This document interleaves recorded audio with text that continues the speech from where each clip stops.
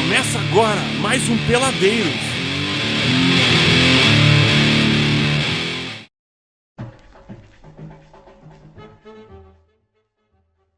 Chegamos com mais um Peladeiros aqui, direto dos laboratórios da Unisc, para falar mais um pouco sobre o Brasileirão, sobre Paralimpíada e também sobre Fórmula 1 e UFC, que foram destaque neste final de semana. Começar apresentando quem está aqui junto comigo.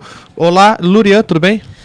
E aí, Bruno, e aí, pessoal, vamos fazer mais um programa Peladeiros aí. Yuri Vassalo também está por aqui. Boa tarde, gente, vamos para mais um Peladeiros e aí que temos muito assunto para conversar hoje. Gregory, tudo bem? Olá, pessoal, tudo bom? Tudo bom, então vamos começar falando do Brasileirão. Neste final de semana tivemos a 24ª rodada da competição, sem vitória da dupla Grenal. O Grêmio no domingo empatou em casa com o líder Palmeiras, e a gente começa falando sobre ele. Vocês acham que o Tricolor ainda tem chance de título, luta por G4? Atualmente o Grêmio está na 6ª colocação, a 4 pontos do 4º colocado Corinthians. Eu acho que se o Grêmio voltar a jogar o que jogou no primeiro turno, acho que tem chance de disputar o título ainda, mas com a saída do Juliano, o time deu uma decaída bastante aí. Parece que era meio óbvio que sairia o Juliano ali, entraria uma peça e continuaria o rendimento do time exatamente como estava no primeiro turno, mas parece que o Roger meio que se perdeu ali, né, com a ausência do Juliano. Ele já experimentou a troca de esquema, não deu certo, agora voltou para o 4-2-3-1. O Roger, que a torcida goste ou não, ele falou na coletiva que perdeu o Negueba, que era a peça que ele queria usar no lugar do Juliano, né? Não sei se ia dar certo também, né, mas... O Grêmio não se reforçou também, né? Teve o Cruzeiro, teve o Galo aí que se reforçou no meio do ano agora. E é algo que já é discutido também sobre o elenco do Grêmio, né? O elenco do Grêmio, ele estava muito bem quando o time estava ganhando. Vocês acham que quando o time começa uma má fase, daí que mostra que o Grêmio precisa de elenco, que o Grêmio não tem reposição? Eu acho que independente da má fase do Grêmio, o problema são as lesões. Então, só com lesões de um time a gente pode ver se o clube dispõe de jogadores do mesmo nível para entrar e substituir bem, né, os lesionados. E o Grêmio, acho que a gente está vendo que não tem esses substitutos à altura. Tanto o Maicon tá lesionado, o Everton tá lesionado e nenhum dos dois tem substitutos à altura. Tanto que o Everton tá fazendo falta, né? Tem muita gente que diz que o Everton era o jogador o único que chutava do Grêmio, né? No lugar do Maicon tá jogando o Jailson, mas que também apareceu bem, mas caiu de produção nos últimos jogos. E o próprio Luan também tá jogando em posição errada agora nos últimos jogos, né? Eu acho que ele poderia jogar mais à frente, quem sabe com 2 atacantes, Luan e Bolonhas na frente. Eu acho que a questão do Grêmio, além do elenco, eu não sei, parece que o Grêmio, assim, quando a gente acha que o Grêmio vai ganhar um jogo fácil, ele não ganha, ele empata ou ele perde. Por exemplo, pro América, quando ele houve empate. O América e o Santa Cruz. E o Santa Cruz e o Vitória Curitiba. em casa. O Curitiba dava pra arrancar um empate, assim, antes de começar o jogo, no pensamento. Aí tu vê lá, 4-0 é muito, cara. Enquanto o Yuri falava, mais um gol do Curitiba. Olha né? só. Parece. E mais uma falha do Grêmio. Ainda sobre o time do Grêmio, que caiu de produção, vocês acham que quando o time está numa boa fase, e isso acaba potencializando as individualidades, e quando o time está em uma má fase, o jogador que não é muito bom e esteja jogando bem, cai bastante de rendimento? Sim, um caso que eu posso te dar exemplo agora é o Michel Bastos. Ele estava bem na Libertadores, o time caiu de rendimento, tanto que ele foi agredido no torcedor lá. E ele foi levar um galão de considerado um dos mais criticados, né, pela torcida. Ele e o Wesley, né, apanharam da torcida. Ele e o Wesley, aí quando tu para pensar, quando o São Paulo estava bem na Libertadores, ele fez gols importantes. Ele fez gol contra o Atlético Mineiro. Ele era titular, né? Ele era titular e ele era junto com o Maicon, do sangue ali do time, né? Então eu acho que assim, quando o time vai mal, vai todo mundo mal. Às vezes um jogador ou outro se destaca, mas ali a má fase é coletiva. É assim, é meio que um tumor, assim, vai em todo mundo, entendeu? Exatamente. E será que o Roger talvez não esteja pronto ainda para... Não é um treinador de ponta do Brasil? Eu acho que o Roger não é um treinador de ponta do Brasil, mas que em um ano ele já provou que ele tem mais acerto que erro, né? E se tu tirar o Roger hoje, tu vê as opções de mercado, que acabam sendo aqueles nomes de sempre, né? Renato Portaluppi, Vanderlei Luxemburgo. Mas o Renato é ídolo do Grêmio, por que não pode voltar? Não, Renato eu acho que trocar de técnico, eu acho que é um erro, porque, como o Bruno falou, não tem um técnico melhor que o Roger. E o Roger, apesar do Roger não ser um dos melhores técnicos do Campeonato Brasileiro, é um técnico que pode crescer muito ainda. É que o Roger, no ano passado, ele basicamente só acertou, ele não teve nenhum erro, assim, a gente pode dizer. Eu acho ano, nos primeiros erros que ele está cometendo agora, a torcida, principalmente, já tá... E o Roger pegou o Grêmio fragilizado depois do Filipão, né? O Grêmio tava muito mal ali, que o Roger reacendeu o time e juntou o elenco, né? E fora que o Roger, ele é muito identificado com o clube. Ele jogou, acho que o quê? 12 anos? Porta-Lupe também é, cara. Mas só que o Roger... Volta, Renato. O Roger, ele tá em fase de amadurecimento no Grêmio. Exatamente. Não só no Grêmio, mas na carreira profissional dele, que ele não tem muito tempo de... como treinador, assim. O Roger antes E o do Grêmio Grêmio tinha passagem pelo Novo Hamburgo, pelo Juventude, e era isso, né? E o Grêmio também tá em uma fase de amadurecimento, deve concretizar a compra da Arena, deve se aí é muito otimismo da tua parte. deve se restabelecer nas finanças aí, quem sabe montar um time mas em relação ao Grêmio, eu confesso que eu achava que com a volta do Luan e do Wallace das Olimpíadas, eu achava que o Grêmio ia dar uma alavancada. Tem muita gente ainda que diz que eles não voltaram nas Olimpíadas, que eles estão O lá Wallace ainda. não voltou. Mas aí tem a questão de estar jogando mal junto com todo o time, né? Ano passado tinha gente que elogiava o Marcelo Oliveira, por exemplo, o Groi. O Groi também tinha gente que elogiava até há pouco tempo. Um refúgio do Palmeiras que quase caiu não poderia dar certo no Grêmio, né? Exatamente. Vamos mudar um pouco de assunto, falar do outro gaúcho do final de semana. Erros de arbitragem à parte, o Internacional foi derrotado pelo Atlético Paranaense por 2-1 jogando no gramado sintético da Arena da Baixada. Vocês acham que o Inter ainda tem chance de rebaixamento ou essa melhora com o Celso Roth no comando faz o time acreditar em voos maiores? Olha, tu pode começar ou eu? Não, vai, depois começa. A volta do Celso Roth a gente faz até a gente acreditar em Papai Noel, né? O Inter se salvando com o Celso Roth. Mas do pouco que eu vi do Atlético Paranaense, do jogo, o Grêmio jogou... O Inter, perdão, ele jogou bem. E eu acho que assim, tem que cuidar, mas eu acho que o Inter não cai, não. Mas se brincar, né? Tá ali, tá na corda ali. Eu acho que o risco vai ter até o final do campeonato, mas o time do Atlético também não é um time tão ruim assim. É bem treinado pelo Paulo Tuori, mas com o Roth deu uma alavancada bem, o time voltou a jogar melhor. Eu acho que se o Roth tivesse voltado antes, quem sabe antes do Falcão vir, acho que já teria se salvado já.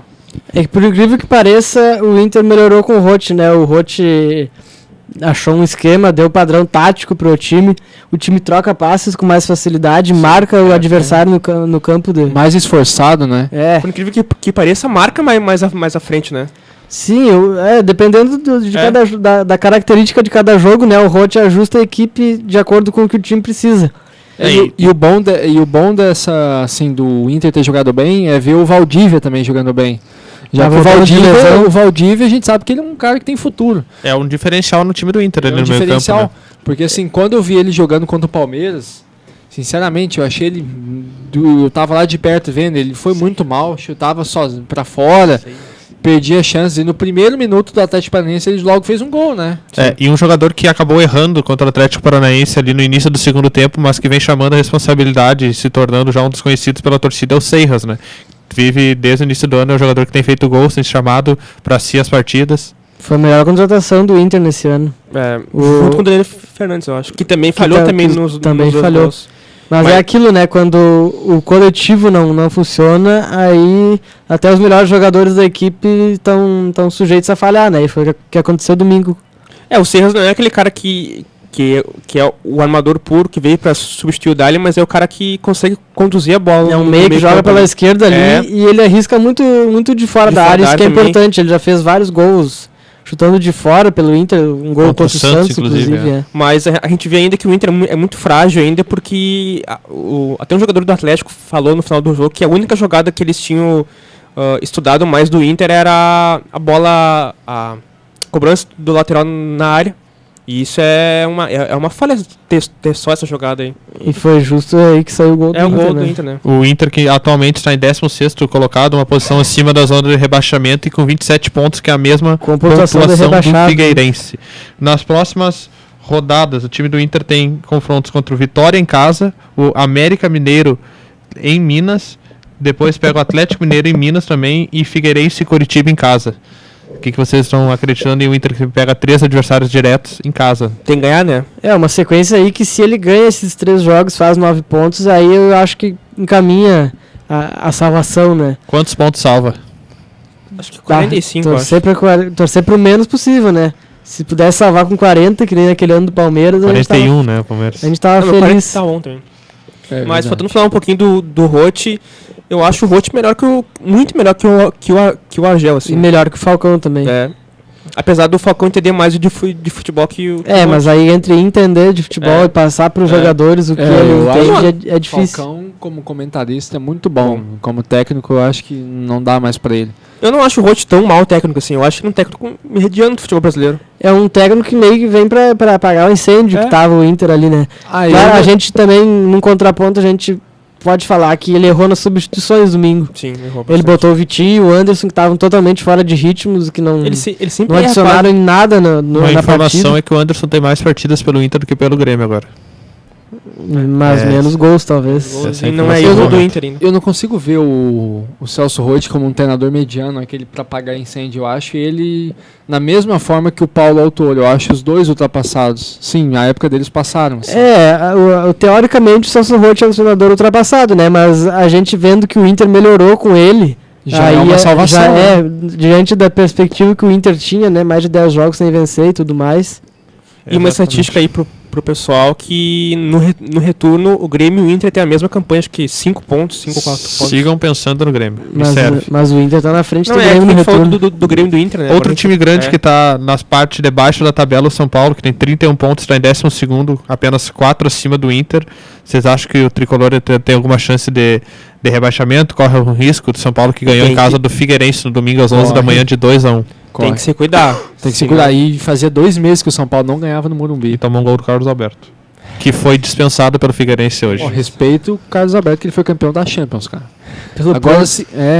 Agora eu acho que assim, esse fruto dos últimos gols e da vitória vem de um acerto do próprio Balsa, que ele realizou as contratações do Cueva e do... Falar em acerto, Chaves. Fazia, se eu não me engano, 2 meses, uma coisa assim, que um brasileiro não fazia gol com a camisa do São Paulo até o gol do Kelvin.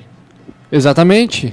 Se não me engano... Era só o Cueva, o Chaves e o Caleri que haviam feito os últimos gols do São Paulo. De 11 gols, os 10 últimos foram feitos pelo Caleri, o Cueva e o Chaves, que em 9 jogos tem 6 gols com a camisa do São Paulo. Isso aí é praticamente a metade dos jogos que ele fez pelo Boca. Ele fez, se não me engano, 18 partidas e ele fez 6 gols. Exato. Pelo São Paulo ele fez só 9 partidas. O São Paulo, que parecia assim, meio sem rumo depois da saída do Caleri, fez uma contratação muito boa, que foi o Chaves, né? Que substituiu à altura o Caleri. E fez esquecer diretamente assim o Kardec, né? Porque todo mundo estava falando. Não é difícil. O Caleri saiu, agora vai ser o Kardec. Daí o Kardec saiu, veio o Chaves e ninguém falou mais do Kardec. O Cueva também tá jogando bem. O Cueva é muito bom.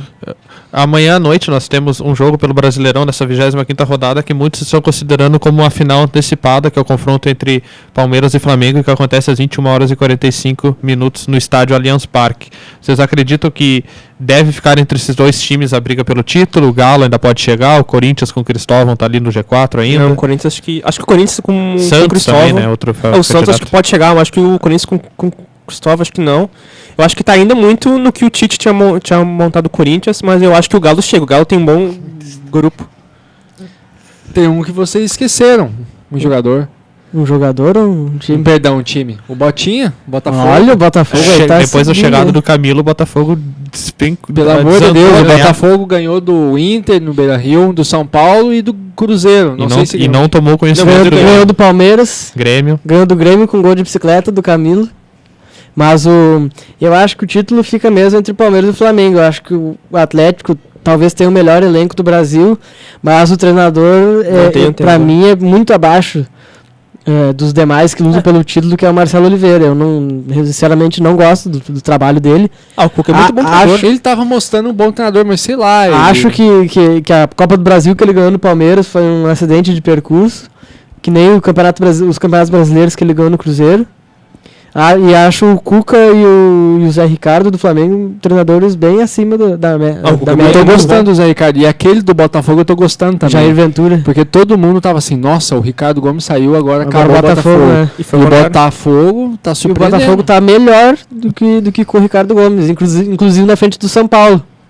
Que é pra onde o Ricardo Gomes foi. Se vocês querem saber a verdade, eu jamais botaria fé no Botafogo. E o Botafogo acho que surpreendeu. Todo mundo achou que era o primeiro rebaixado, né? Junto com a América, que era o saco de pancada desse campeonato. E tá surpreendendo. Tá surpreendendo. Vamos fazer os palpites então para a 25ª rodada, que tem início amanhã às 7h30 da noite. Primeiro jogo, Botafogo e Santos na Arena Botafogo. Yuri. 2x1 pro Botinha. Lurian? Esse jogo 2x2. 1x0 Santos. Eu acho que vai dar 1x0 Botafogo. Figueirense e América Mineiro, começando por ti, Gregory. Melhor jogo da rodada. Melhor jogo da rodada. Esse jogo eu vou olhar. Acho que vai dar 0x0, eu acho. Lurian? 1x0 pro Figueirense. Gol do Moura. Gol do Moura. Yuri? 2x0 pro Figueira. 3x1 pro Figueirense esse jogo. Otimista. Claro.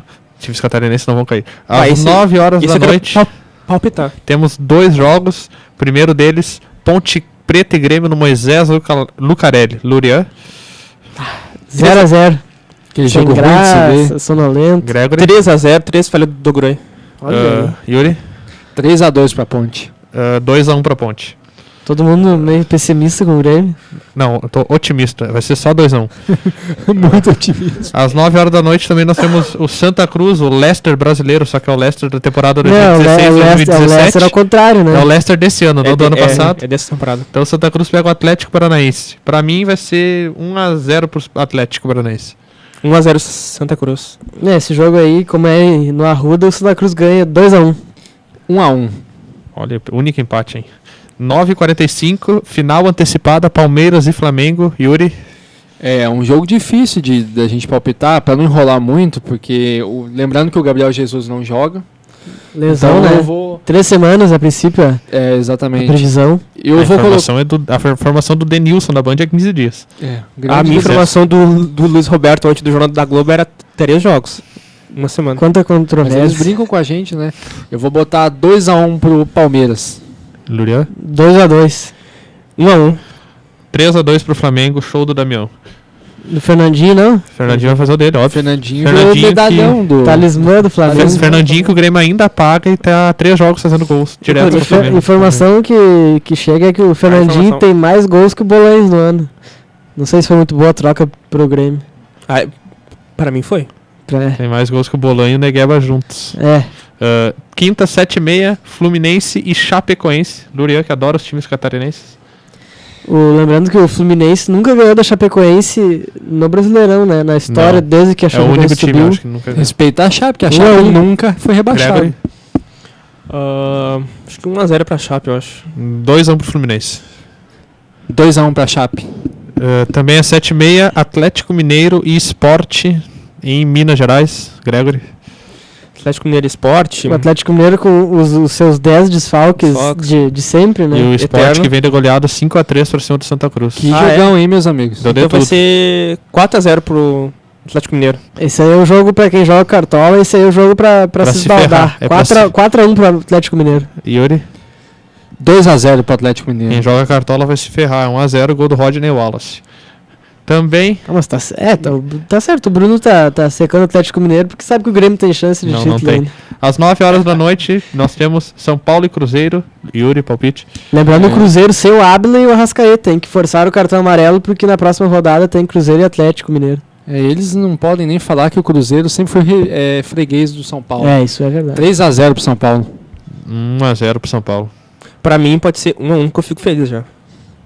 3x1 pro São Paulo. Inter e Vitória, 9 horas da noite. Lurian. Porque eu primeiro. Não sei, aleatoriamente. Pode ser 3x0 Inter. 0,5 pro Inter. Que Yuri? otimismo, hein? Já tô feliz, tô comemorando. 3x1 pro Inter. 1,5-1 pro Vitória. Falando de Fórmula 1, neste final de semana saiu a notícia da venda da Fórmula 1. Gregory tem mais informações sobre o assunto. A Bernie Ecclestone ganhando dinheiro pra falar. Um pouquinho só. Um pouquinho só. A CVC Capital Partners, acho que é assim que o Mais ou Grupo menos. Esporte colocou. Vendeu seus 30,5% para a Liberty Media, que é uma corporation, que é uma empresa americana de mídia aí. Ele tem... Deixa eu buscar nas minhas informações aqui. Tá, eu vou passar o que tá escrito aqui, ó. Comprou por 8,4 bilhões de dólares, Meu Deus. que em reais dá 27 bilhões. Que negócio, hein? Inicialmente, o conglomerado de mídia vai adquirir só 18,7% das ações da categoria por 1,1 bilhão de dólares, 3,5 bilhões de reais. E o restante deve vir com o grupo assumindo a dívida de 4,1 bilhões da Fórmula 1.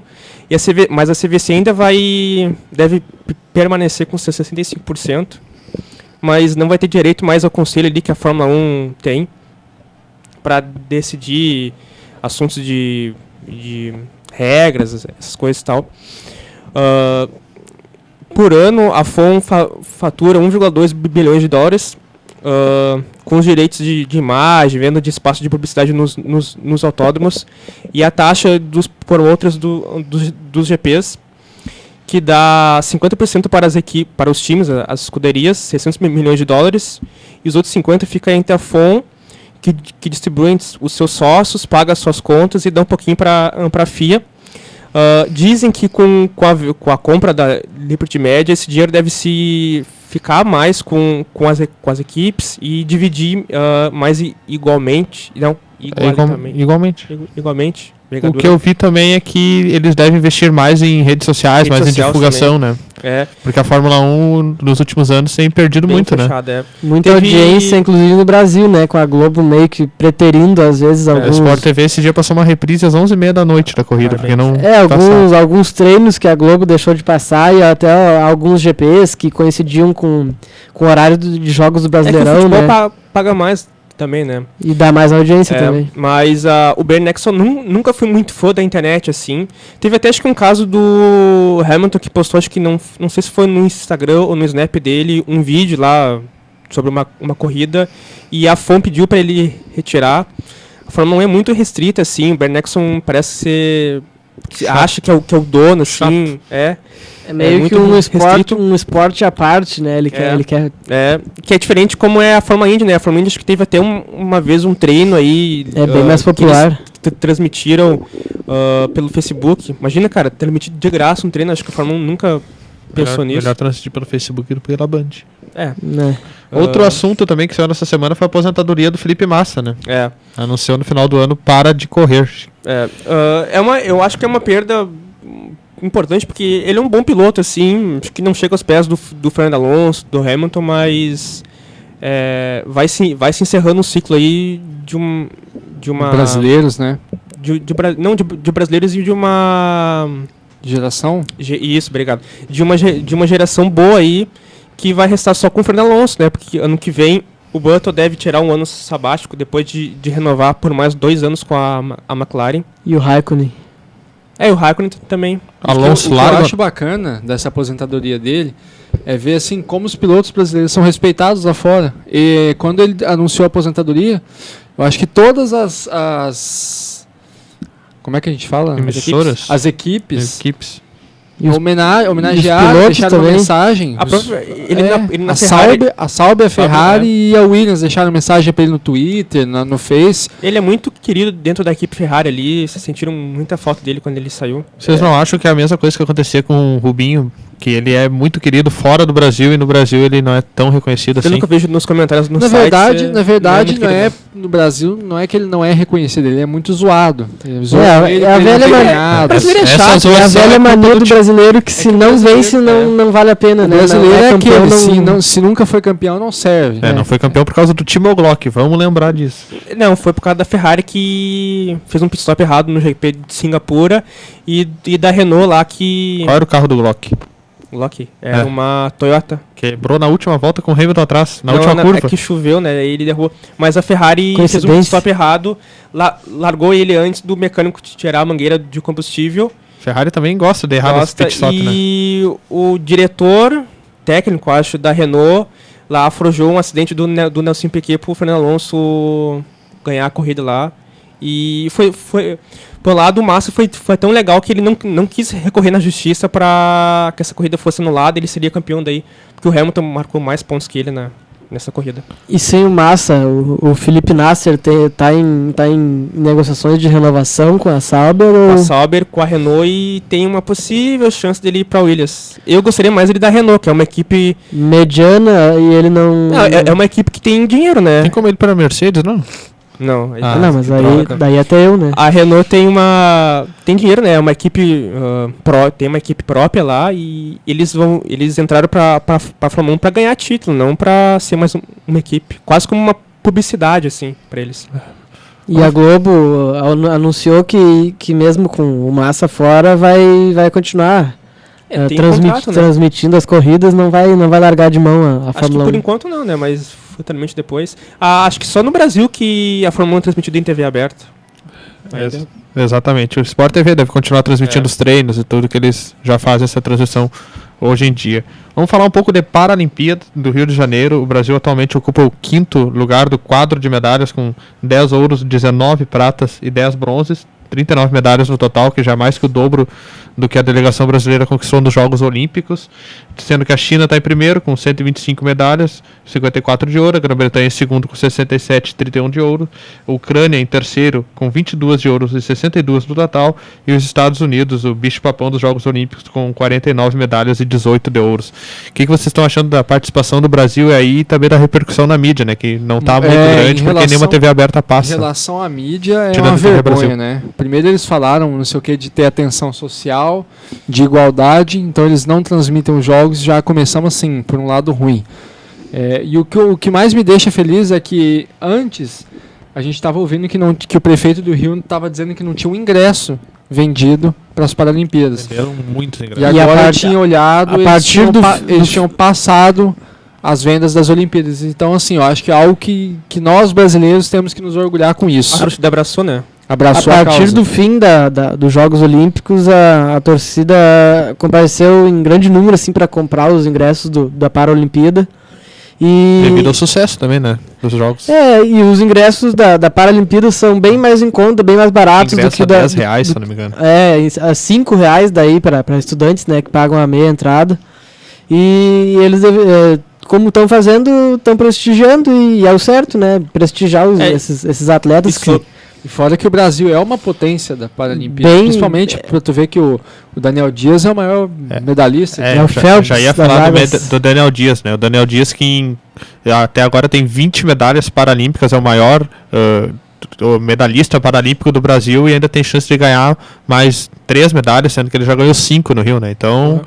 É um sem falar monstro. que a última Paralimpíada do Clodoaldo Silva, que também é um dos grandes atletas. Conquistou 15 medalhas paralímpicas da também. Terezinha Guilhermina do atletismo também deve se aposentar depois dessa Paralimpíada. Hoje, ela disputa uma Então, final nessa terça. é a última chance 3. dos cariocas verem esses paratletas, né, que estão na história já do Brasil. E sobre as emissoras, a Globo não chegou a passar ao vivo a abertura, mas fez um compacto depois. Depois do futebol, né? Ela fez o compacto. E eles fazem um boletim depois, acho que do Jornal da Globo. Quem vem passando diariamente. Quem vem passando na TV aberta é a TV Brasil e a TV Cultura, né? E boa transição da TV Brasil, hein? Elogiável a transição da TV Brasil. A TV Brasil que fica mais na parabólica, né? Não é tão assim... A Globo divulgada, né? A Globo, que tinha os direitos da Olimpíada e também da Paralimpíada, repassou os direitos para a TV Brasil, que é a EBC que gera, né? A TV Brasil, a Empresa Brasileira de Comunicações. TV pública. É uma TV pública. A TV Cultura também é pública de São Paulo, se não me engano. Não, a TV Dá pra olhar no Cultura sinal aberto privada. na TVE. Passa as No transmissões Rio da Grande TV do Sul, Brasil. a TVE, né, que transmite. Mas que também não pega em todo o estado. Não pega tem em o alcance da Globo, da Band. E na TV fechada, o Sport TV tá transmitindo. Mas o Sport TV, até mesmo na TV fechada, transmite no 2, no 3 ou no 4. O 4 que inclusive não pega em algumas regiões, né? Não dão uma cobertura como devia, né? Como fizeram nas Olimpíadas com programas 24 horas por dia e tudo. E a expectativa do Comitê Paralímpico Brasileiro era o 5º lugar no quadro de medalhas ou algo a mais que isso. Eu acho que tem como, né? O Brasil tá até agora ali do início ao fim ali, do início até agora, desculpa. A Paralimpíada que já tá na metade, né? No domingo a gente tem a cerimônia de encerramento e o Brasil vem cumprindo a sua missão, que é ficar no top 5. O Brasil ficou em 7º em Londres. E como todo país que cedia uma Olimpíada ou uma Paralimpíada almejava, né, esse salto, né? Até porque a no quadro de delegação medalhas, tá bem maior que Londres, né? Por ser o país sede. Mais de 250 atletas, é a maior delegação da história do Brasil. E a gente fica na torcida aí para que o Brasil mantenha Fora toda a importância social lugar que teria se fosse passado pela Globo, por exemplo, desculpe, né? O esporte de superação, muita gente poderia se inspirar, alguma coisa assim. Assim como foi nas Olimpíadas, né? Mas nas Paralimpíadas mais ainda. Inegavelmente a Globo é a TV com maior audiência, maior alcance no Brasil, né? E só para passar um dado, o Sport TV 2 passou a abertura ao vivo, a cerimônia de abertura. Verdade. E no momento da cerimônia foi a TV a cabo que teve mais audiência em todo o Brasil. Mais de 4 milhões de pessoas sintonizaram no Sport TV 2 para ver a cerimônia de abertura. E própria Band, né? Que já não passa mais o futebol aos domingos. Acho que poderia passar algum evento, alguma coisa, né? Já que a Globo e a Band tiveram parceria nas Olimpíadas, tem na Liga dos Campeões, tiveram durante um tempo no Campeonato Brasileiro. Poderia ter rolado essa parceria entre eles. Vamos falar um pouco do UFC também aqui no Peladeiro, destacando o UFC que teve evento neste final de semana e um brasileiro, Fabrício Verdun, ganhou a sua luta. O Yuri tem mais informações pra gente. O Verdun, ele venceu a revanche contra o Travis Browning por decisão unânime. Uma luta bem... Que durou 3 rounds, né? 3 rounds, uma luta bem fraca, assim, muito lenta. Mas o público vaiou em boa parte da luta. Mas o Verdun dominou toda a luta. Foi assim, 28 a 27, né? 30 a 27 e 29 a 28, se não me engano. Isso. Mas um juiz deu o segundo round pro Brownie. Eu achei que o Brownie ganhou o segundo round, eu acompanhei a luta. Eu achei bem disputado ali, mas eu daria pro Verdun de novo.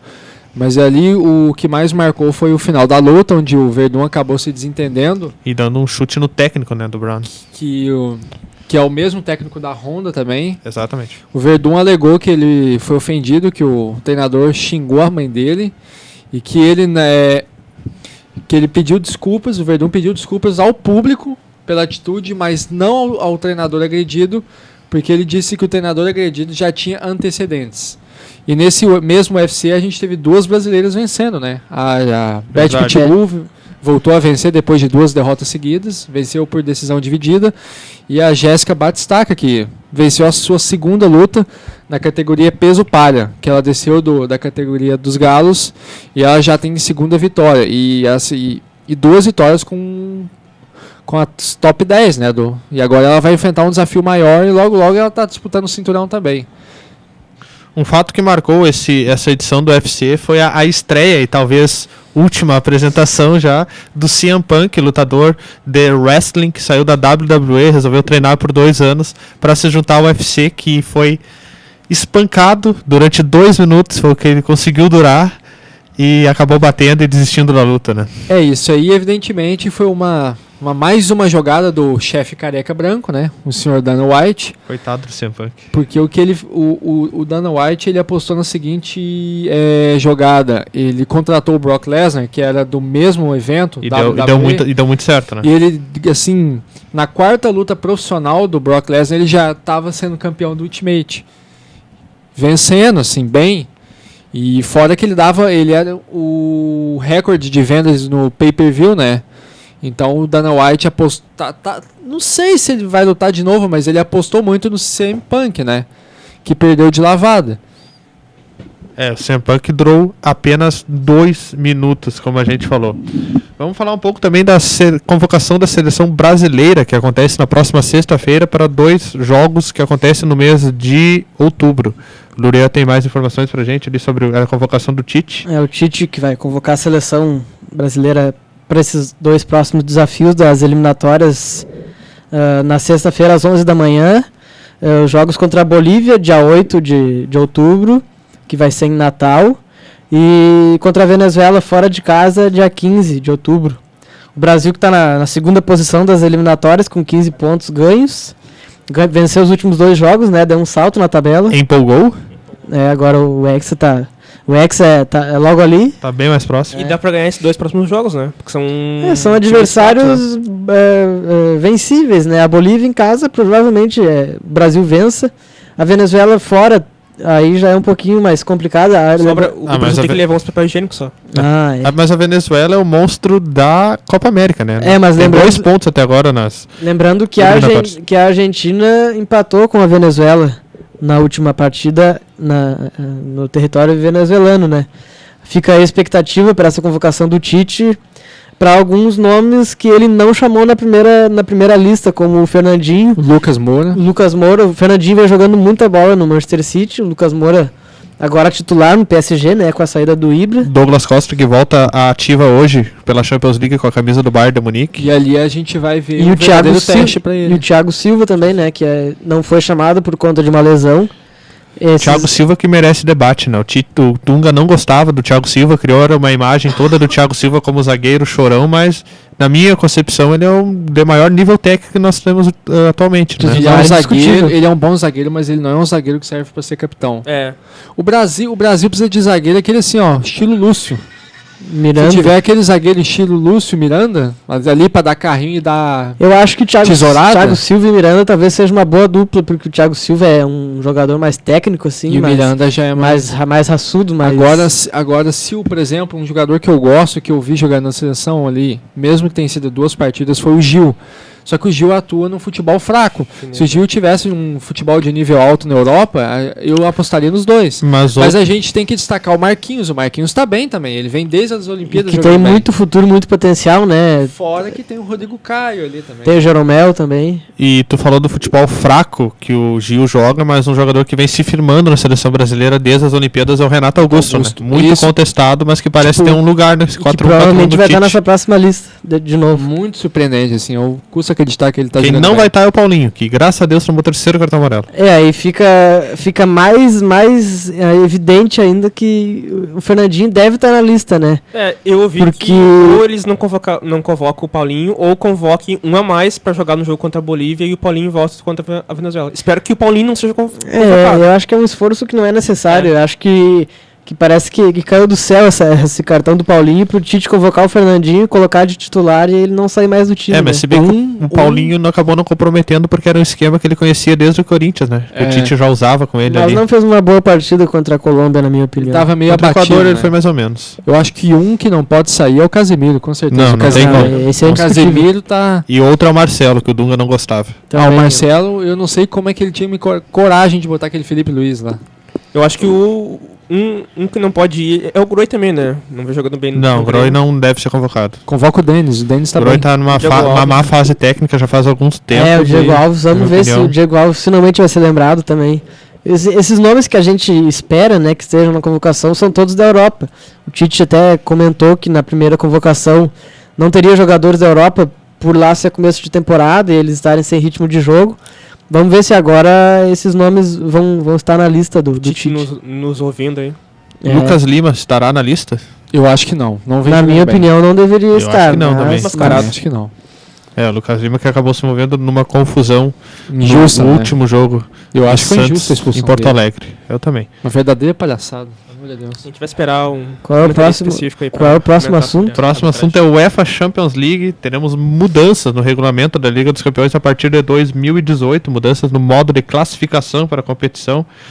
Os 4 primeiros classificados das 4 federações mais bem posicionadas no ranking vão ter entrada direta na fase de grupos da Champions a partir de 18. O Lurian tem mais informações sobre ali. A UEFA foi pressionada, né, por uma associação de clubes que foi fundada pelos maiores clubes da Europa, os mais tradicionais. Associação dos maiores clubes que não conseguem ir bem nos campeonatos nacionais. Não, mas a gente pode dizer que... Não? Sim também, mas outros clubes que costumam ir bem nos seus campeonatos nacionais participam dessa associação, Barça, como né? o Bayern, o Barcelona, o Manchester City. E então eu acho que a partir dessa pressão que eles fizeram na UEFA, a instituição vai mudar o formato de classificação. Então os 4 primeiros colocados de cada campeonato nacional vão direto para a fase de grupos, mas apenas das 4 federações mais bem posicionadas no ranking, que atualmente são a Espanha, a Alemanha, a Inglaterra e a Itália. São as mais tradicionais também, né? Ou seja, vão tirar da Champions os meus queridos Rostov, Ludogorets, Apoel. Eles vão continuar tendo chance de ir para... Bem menos chance, né? Mas eu acho que a UEFA, com essa mudança, visa atrair mais público para a Champions e mais popularidade, né? Porque a Inter de Milão, o Milan, apesar da má fase, fazem falta na Champions, né? Só pelo nome, pela camisa, já por si só já trariam muito mais público e mais audiência para a Champions League. Como a própria Fórmula 1, a Champions também sofre um pouquinho pode sofrer um pouquinho com a audiência, e quanto mais audiência ter, mais em publicidade, né, cara? Pode ter também, né? É sempre bom. E eu também, eu acho, na minha opinião, é mais justo o quarto colocado do campeonato inglês, por exemplo, ele tem mais mérito de chegar em quarto no campeonato inglês do que o primeiro colocado do Azerbaijão, por exemplo. Claro que, como esse time do Azerbaijão teria ficado em primeiro, ele poderia chegar à Champions através da pré-Champions, mas... Por um dos 432 playoffs. Já foi mudada. A Champions foi mudada alguns anos atrás pelo Platini como uma reforma política, assim, para conseguir mais votos dos países pequenos, e então assim ele deu mais chance para os países pequenos irem para a Champions. E outras mudanças também que a UEFA apontou é que o vencedor da Europa League vai entrar diretamente na fase de grupos. Opa, o Sevilla vai direto. Ultimamente tem a chance do vencedor da Europa League através do playoff. Ir pro playoff, mas agora ele vai direto para a fase de grupos. E a última mudança que eles fizeram, que também vai ajudar os clubes mais tradicionais, é que o ranking da UEFA vai ser também baseado na história dos clubes. Ou seja, os clubes que venceram a Champions há 40, 50 anos atrás vão ganhar pontos por esses títulos antigos no ranking da UEFA. Então o Real Madrid vai ser o líder, então. Provavelmente, porque o Real Madrid é o maior vencedor, né? Ele ganhou só 11, né? Então, basicamente, a Inter de Milão, o Milan, tem 7, o Liverpool, esses times tradicionais que nem sempre estão conseguindo ir para a Champions, o Milan nem vai pra Champions. Vão ser beneficiados, né, com essa regra. O Milan que foi vendido pro... Tem que esperar entrar o dinheiro, tailandês, né? Um tailandês, tem que esperar cair o dinheiro na conta do clube. Não, tailandês. A Inter também, né, foi comprada por chineses. Esse foi sim chinês. O dinheiro da Inter já caiu nessa temporada. A Inter fez a contratação. Erraram na contratação do Gabriel. Contrataram o Gabigol por contrataram o Gabriel errado. Uma mala de dinheiro. Erraram. O João Mário também, da seleção de Portugal.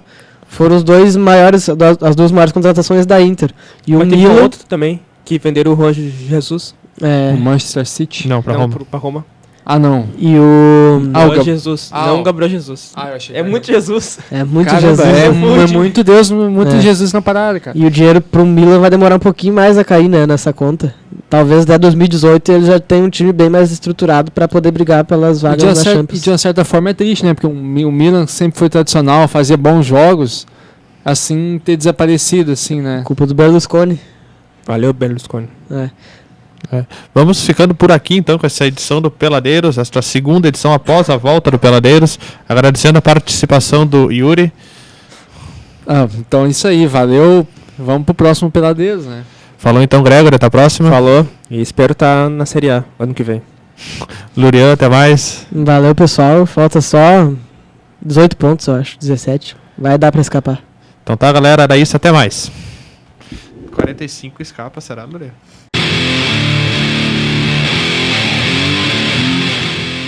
Peladeiros fica por aqui.